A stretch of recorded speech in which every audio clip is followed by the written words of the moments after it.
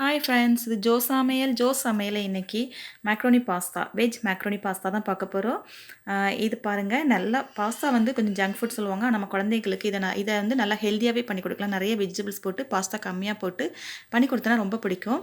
இது பண்ணுறதுக்கு நான் ஒரு 2 டீஸ்பூன் அளவுக்கு எண்ணெய் சேர்த்துருக்கேன், தான் நல்லெண்ணெய் சேர்த்துருக்கேன். அப்படி இல்லைன்னா ஆலிவ் ஆயில் சேர்த்துக்கலாம். இது கூட ஒரு 5-6 பல் பூண்டு அதையும் நல்லா நசுக்கி சேர்த்துக்கோங்க. இல்லைனா சின்ன சின்னதாக கட் பண்ணி சேர்த்துக்கோங்க. நான் இஞ்சி சேர்க்கல, பூண்டு மட்டும் தான் சேர்த்துருக்கேன். அப்புறம் ஒரு பெரிய வெங்காயம் அதையும் சேர்த்துக்கோங்க கட் பண்ணி. இதுக்கு இவ்வளோ தான் காய் கிடையாது, நிறைய காய் சேர்த்துக்கலாம். நான் வந்து ஒரு கேரட் சேர்த்துருக்கேன். இந்த மாதிரி கொஞ்சம் நீளம் இல்லாமல் கட் பண்ணி சேர்த்துருக்கேன். அப்புறம் ஒரு 50 கிராம் அளவுக்கு வந்து பீன்ஸ் அதையும் நல்லா குட்டி குட்டியாக நறுக்கி அதையும் சேர்த்துக்கோங்க. சேர்த்துட்டு கொஞ்சம் வதக்கிக்கோங்க. இப்போ வந்து இதில் வந்து நிறைய முட்டைக்கோஸ் சேர்த்துக்கோங்க. முட்டைக்கோஸ் வந்து குழந்தைங்க ரொம்ப சாப்பிட மாட்டாங்க வெஜிடபிள்ஸ். அந்த மாதிரி இந்த மாதிரி பாஸ்தாவிலையோ இல்லை சாண்ட்விச்லேயோ போட்டு கொடுத்தா நல்லா சாப்பிடுவாங்க. அதனால் நிறையாவே நம்ம சேர்த்துக்கலாம். பாருங்கள், நான் எவ்வளோ காய் சேர்த்துருக்கேன் அப்படின்னா, ஆனால் பாஸ்தா அந்தளவு கூட சேர்க்கல, ரொம்ப கம்மியாக தான் சேர்த்தேன். இப்போ இது வதங்குறதுக்கு தேவையான உப்பு, அப்புறம் ஒரு குடமிளகா அதையும் சேர்த்துருக்கேன். அதை கொஞ்சம் நீள நீளமாக நறுக்கி சேர்த்துருக்கேன். அந்த வீடியோ மிஸ் ஆகிடுச்சு போடும்போது.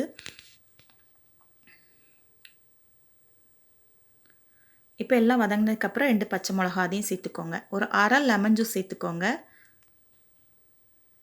இப்போ 1 டீஸ்பூன் அளவுக்கு ரெட் சில்லி சாஸ் அதையும் நான் சேர்த்துருக்கேன். ஒரு 1/4 டீஸ்பூன், அதோட கம்மியாக தான் சேர்த்துருக்கேன், சோயா சாஸ். எல்லாமே கொஞ்சம் கம்மியாகவே சேர்த்துக்கலாம். காய் மட்டும் நல்லா சேர்த்துட்டு இதெல்லாம் கொஞ்சம் கம்மி பண்ணிக்கோங்க.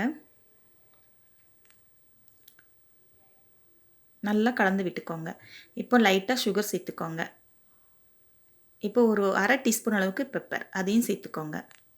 சேர்த்துட்டு எல்லாத்தையும் நல்லா மிக்ஸ் பண்ணி விட்டுக்கோங்க. நீங்கள் எக் சாப்பிடுவீங்க அப்படின்னா எக் சேர்த்துக்கலாம். நான் எக் சேர்க்கலை. இது வந்து ஆப்ஷனல் தான், இட்டாலியன் சீசனிங்.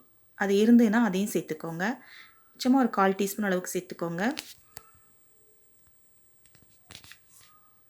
அதோட ஃப்ளேவர் கொஞ்சம் நல்லாயிருக்கும். இப்போ வந்து நான் ஒரு 50 கிராம் அளவுக்கு பாஸ்தா அதை குக் பண்ணி வச்சுருக்கேன். கொஞ்சம் நல்லா வேக வச்சுட்டு தண்ணியை வடித்து இந்த மாதிரி வச்சுருக்கேன். அதையும் சேர்த்துக்கோங்க. சேர்த்துட்டு எல்லாம் நல்லா மிக்ஸ் பண்ணி விட்டுக்கோங்க.